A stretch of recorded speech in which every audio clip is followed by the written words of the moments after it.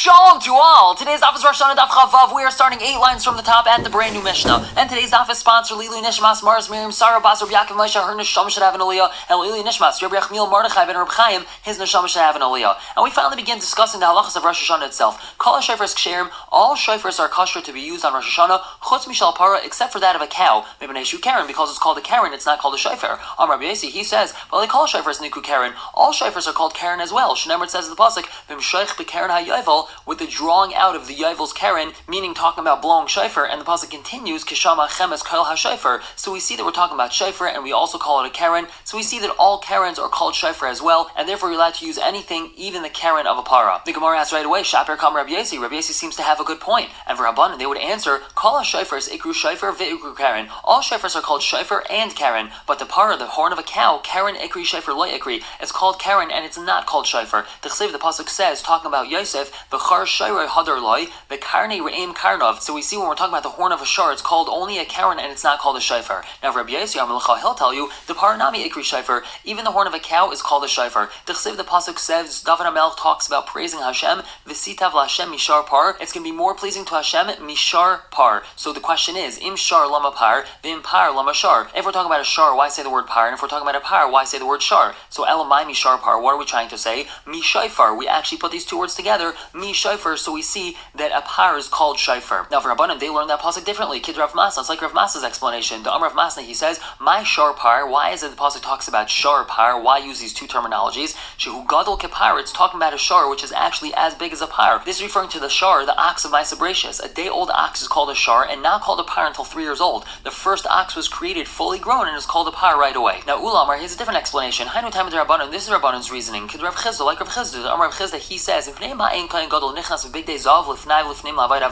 why is it the Kohen Gadol didn't wear his golden vestments when he went into the Kodesh Kodashim to do the special avodah of Yom Kippur? That's Lafisha in Kateger, not Sanegar, because the accuser cannot be the defender. Gold over here is the accuser because it reminds Hashem of the Egel HaZav, so he's not able to go into the Kodesh Kodashim in order to try to bring about kapara. It can't be used as the defender as well. And by that same token, the horn of a par would also remind Hashem of the Egel HaZav, and that's why we can't use the horn of a par. The Gemara says, V'lai, we're not allowed to have anything to do with a par in Yom Kippur. V'ha'ikadam par, we use the dam of the par. The Kohen Gadol takes the blood of a par and he sprinkles it towards the Kodesh Kodashim. So the Gemara answers, Ha'il v'shtani ishtani. Since it's changed, it changed. Meaning it came out of the par, it has nothing to do with the par itself, so now we can use that. Ask the Gemara, V'ika arn v'kaparas v'kruv. In the Kodesh Kodashim itself, we have the arn, kaparas, and kruvim, and they're made out of gold. So the Gemara answers, Chayte bal Yaakov karminan. What we're trying to say is that a sinner shouldn't bring it close. Meaning, the Kohen Gadol who's trying to bring about kapara for Klal Yisrael, he shouldn't bring anything into the Kodesh Kodashim that's gold. Ask the Gemara, V'ika kafu machta. He has the pan and the shovel of the Ketairos that's gold, and he brings that into the Kodesh Kodashim. The Gemara answers, Chayte bal Yisna karminan. We're really saying that he shouldn't adorn himself with gold, meaning he shouldn't be wearing gold on Yom Kippur. Ask the Gemara, V'ika big days of mechutz. He wears gold investments outside the Kodesh Kodashim on Yom Kippur. So the Gemara answers, B'finim karminan. We're saying he shouldn't go into the Kodesh Kodashim with gold investments.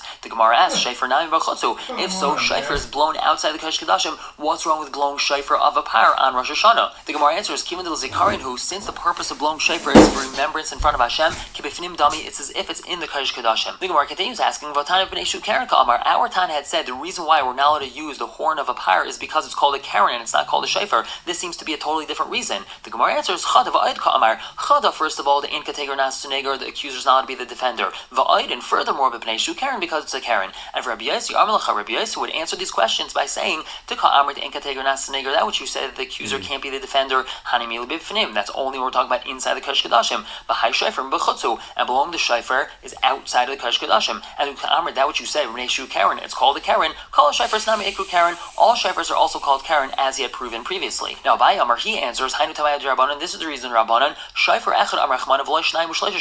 the Torah says you only blow one shofar and not 2 or 3 shofars simultaneously. And Vahad this one of a cow, Kim the Kai gildi, since it grows in layers, it has a number of different shells. Every year another layer grows on it. It looks like 2 or 3 shofars because you can clearly see the layers. Ask the Gemara, our Tana had said that the issue is because it's called a Karen and it's not called a shofar, and you seem to be giving a different reason. So we answer, Chada, first of all, the shofar echad amar chman of shofar, so you have to use 1 shofar and not 2 or 3 shofars. And furthermore, it's also b'nei shu Karen, it's called Karen and not called shofar. Now Rabbi Yossi, he would answer you, that which you said that we were only allowed to use 1 shofar and not 2 or 3 shofars simultaneously, since these layers of horn are connected to each other, Chadhu is considered like one, and Udaka Amr B'nei Shu Karen, that which you said it's a problem because it's called Karen, Kol Shefers Nami Ikru Karen, all Shefers are called Karen. Now going back to the end of the Mishnah where we had said B'mshaych B'Karen HaYovel, so now the Gemara asks, My mashma the HaYovel Lishon Dichrahu, what's the inference that the word Yovel is talking about a ram? Titani we have a brayso, Rabbi Kiva, he says, Shalachti LaRavia, when I went to Arabia, Hayukaran L'Dichra Yovla, they would call a ram Yovla. And V'amar Rabbi Kiva, he said, Shalachti LaGalia, when I went to Galia, Hayukaran L'Nida Galmuda, they would call a woman who's a Nida a Galmuda. My Galmuda, what does that mean? Gemula Dami Baila, she's separated from her husband. And V'amar Rabbi Kiva, he says, Shalachti L'Afriki, when I went to Africa, Hayukaran L'Ma'a Kesita, they would call the coin Ma'a Kesita. Alamai Nafkamina, what do we learn from there? Lefrushe, to explain the pasuk of Mea Kesita da Iraisa, it says in the Torah Mea Kesita, and that means Mea Danki. We know that Yaakov bought a plot of land for Mea Kesita, and that means it's Mea Danki, which is 100 of a certain type of coin. And Amar Rebbe, he says, Shalachti l'chrache ayam, when I went to the cities by the sea, Hayu karin l'mechira kira, when they were involved in a business deal, they would call it kira. Elamai nafkamina, what do we learn from there? Lefrushe, to understand that which it says in the pasuk, Asher karisi li, Yosef told Parai that he has to keep the vow that he gave to Yaakov Avinu, and Yaakov said, you have to bury in the Maris HaMachpelah, Asher karisi li, I was karisi for myself. What does karisi mean? That means I purchased it for myself. I purchased my plot in the Maris HaMachpelah. And Amr B'Shem Ben Lakish, he says, Kshalachti l'tchum kan nashraya, when I went to the border of kan nashraya, hayu karan l'kala ninfi u'atarnagol sechvi, they would call a kala, a bride, a ninfi, and a tarnagol, they would call a rooster, a sechvi. L'kala ninfi, ma'ikra, we have a pasuk that supports that. It says in the pasuk, describing Yerushalayim, yefei noif misais kala aretz, a beautiful bride, joy of all the earth. So we see this lashon of knife is also lashon of bride, so they would call a kala a ninfi. And l'tarnagol sechvi, how do we know that? And Amar Yehuda Amar Rav, Yiba is Aim Rabbi Shuban Levi, Ma'ikra, what's pshat in the pasuk? Mi shas betuches chachma, who placed wisdom in the smooth ones? Oim mi nasan la sechvi vina, who gave the sechvi understanding? Mi shas betuches chachma elu klayus, this is referring to the kidneys.